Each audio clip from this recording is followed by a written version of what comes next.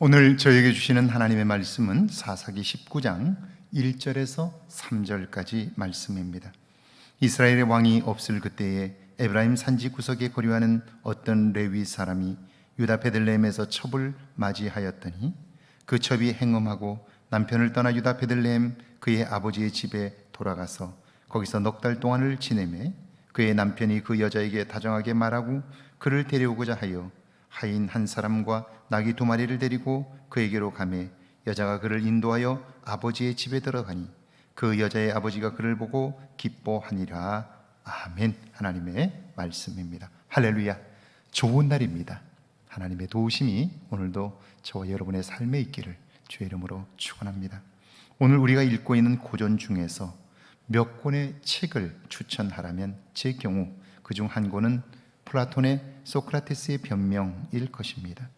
제가 이 책을 추천하는 이유는 이 책은 오늘을 사는 우리들, 특별히 새로운 변화를 요구하는 이 시대에 너무나 많은 소중한 것들을 말씀하고 있기 때문이지요. 한국 사회의 경우 자신의 생각과 이념보다 감정이 앞섭니다. 대의와 개인적인 유익을 구분하지 못합니다. 그래서 생기는 문제는 갈등과 대립이고요. 그것을 해결할 묘책이 없어 보입니다. 소크라테스의 변명은 소크라테스가 고발당한 후 사형당하기 전 법정에서 변론하는 형태로 되어 있습니다. 그는 자신이 고발당한 죄목에 대한 부당함을 조목조목 반박합니다. 그럼에도 사형 선고가 내려지자 그는 목숨을 구걸하거나 변명하지 않습니다. 변명이 살기 위하여 자신을 합리화하는 것이라면 신념은 자신의 삶의 이유이기에 죽음도 불사할 수 있는 거죠. 1절입니다. 이스라엘의 왕이 없을 그때에 에브라임 산지 구석에 거류하는 어떤 레위 사람이 유다 베들레헴에서 첩을 맞이하였더니, 이스라엘의 왕이 없을 그때에, 이것은 누가 한 말일까요? 당시 사람들이 한 말이지요. 그들은 왜 이 말을 할까요?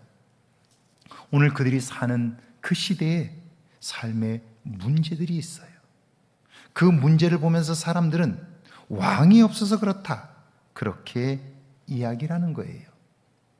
근데 정말 왕이 없어서 생긴 문제일까요? 이전에 왕이 없을 때도 그들은 그 광야 40년을 살았잖아요. 먹을 것이 없음에도 불구하고, 마실 것이 없음에도 불구하고 지난 40년 동안 그들은 잘 지내오지 않았나요? 왕 때문에 가나안 땅을 차지할 수 있었나요? 그런 거 아니에요. 자, 그게 아님에도 불구하고 그들은 그것 때문에 오늘 우리의 삶에 문제가 있다고 생각하는 거예요. 착각이지요. 잘못된 확신입니다. 변명이에요. 자, 그렇게 변명하면 속은 시원할 수 있을지 모르지만 문제는 해결되지 않습니다. 에브라임 산지에 사는 레위인은 지파의 제사장으로 구별된 사람입니다. 그들의 결혼은 레위기에 규정한 것처럼 엄격해요. 그런 그가 첩을 맞았다는 것은 이미 하나님에게서 멀어진 거예요. 이것 때문에 그 땅에 심각한 일들이 벌어지고 있는데, 지극히 작은 일 하나가 나중에 엄청난 씨앗이 되는데요, 불행의 씨앗이 되는데요, 그걸 알지 못하는 거예요. 2절입니다.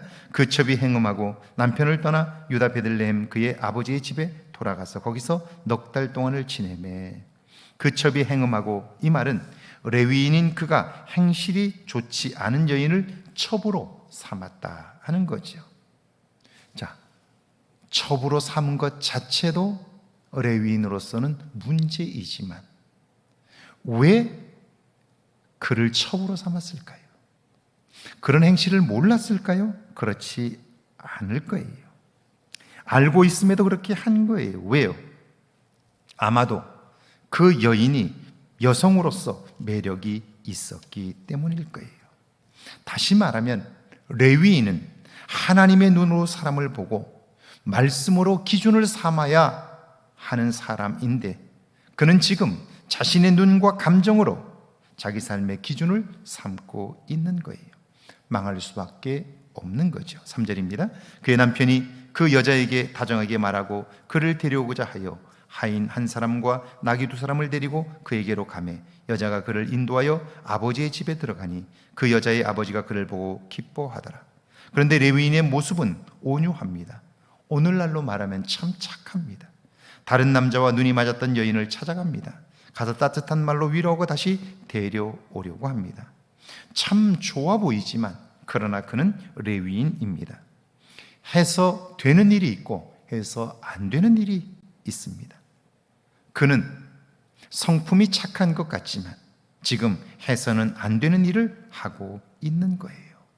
여러분, 선로에서 이탈한 열차는 다시 달릴 수 없습니다. 그러니까 가장 중요한 부분은 그 일이 벌어졌을 때 나를 돌아보는 거예요. 내가 지금 하나님 앞에서 온전하고 하나님이 기뻐하는 일을 하고 있는가 돌아봐야 하는데요.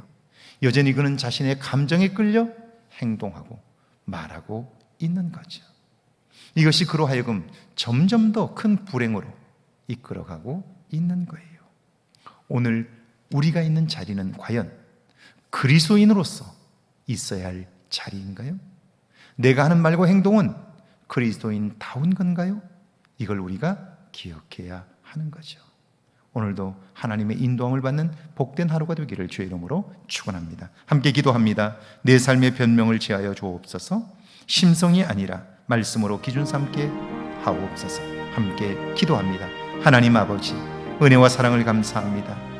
내 삶의 수없이 많은 변명들을 제하여 주옵소서. 나의 성품이나 심성이 아니라 말씀으로 기준 삼고 살아가게 하옵소서. 그래야 하나님의 절대적인 인도함을 받는 저희들 되게 하옵소서.